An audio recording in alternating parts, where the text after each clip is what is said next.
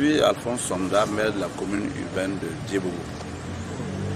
J'ai répondu à l'invitation du réseau R3PA pour le colloque sur les bonnes pratiques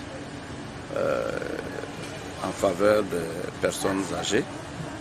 Pour la simple raison que j'ai aussi pour ambition d'aider les personnes âgées de ma commune. De toute façon, on est ensemble. Qu'est-ce qu'il faut faire vraiment? Qu'est-ce que nos ancêtres faisaient pour aider les personnes âgées? La première chose qui se faisait dans les familles pour aider les personnes âgées, c'est que les personnes âgées vivaient en symbiose avec tout le reste de la famille. Ça, c'est une première chose et qui fait que les personnes âgées ne se sentent pas isolées. Et puis, que ce soit les soins, l'alimentation, dans tous les cas, notre société était hiérarchisée et chaque personne, en fonction de son âge, avait un rôle à jouer dans la société. Et à l'époque, on ne pouvait pas parler de personnes âgées maltraitées, parce qu'en réalité, c'était eux qui avaient la décision. Leur parole, chez nous, il y a un adage qui dit qu'on peut enjamber le bâton du vieux, mais on ne peut pas dépasser sa parole. Ce qui fait que, à l'époque, lorsqu'un problème est posé, ce sont vers ces personnes-là qu'on se retournait pour véritablement trouver les solutions.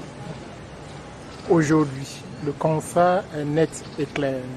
Aujourd'hui, le papa est la personne confuse. Aujourd'hui, c'est lui qui nous a amenés à l'école. Et une fois qu'on est à l'école, on est à Ouagadougou, on est en France, on tourne complètement dos, on coupe tous les contacts. Pour vous, qu'est-ce qui ne va pas? Qu'est-ce qui se passe? Vous savez, votre question me touche à tel point que si je vais vous raconter mon histoire, j'aime bien dire à Diebougou que j'ai échoué maire de Diebougou parce que j'étais obligé de revenir rester à côté de ma maman. Parce que mon petit frère qui était resté au village avec la maman est décédé. Et la maman dit qu'elle ne va pas rejoindre Ouagadougou. Donc moi j'ai redéménagé mes activités là-bas pour m'en occuper. Pour dire que les hommes ont changé avec le temps.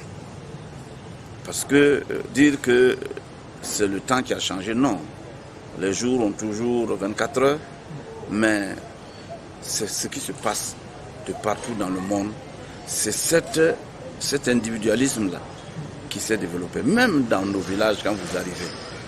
Avant, chez nous, vous aviez une grande concession où tout le monde habitait ensemble. Et la plupart des chambres étaient intercommuniquées. Et là, quand quelqu'un ne se réveillait pas, tout de suite on le savait.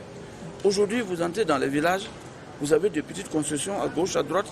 Chacun, dès qu'il commence à gagner un peu d'argent, se retire avec sa femme pour, en tout cas, vivre tranquillement et laisser la personne âgée en difficulté. Je pense que participer à ce colloque me donne vraiment des idées qui feront que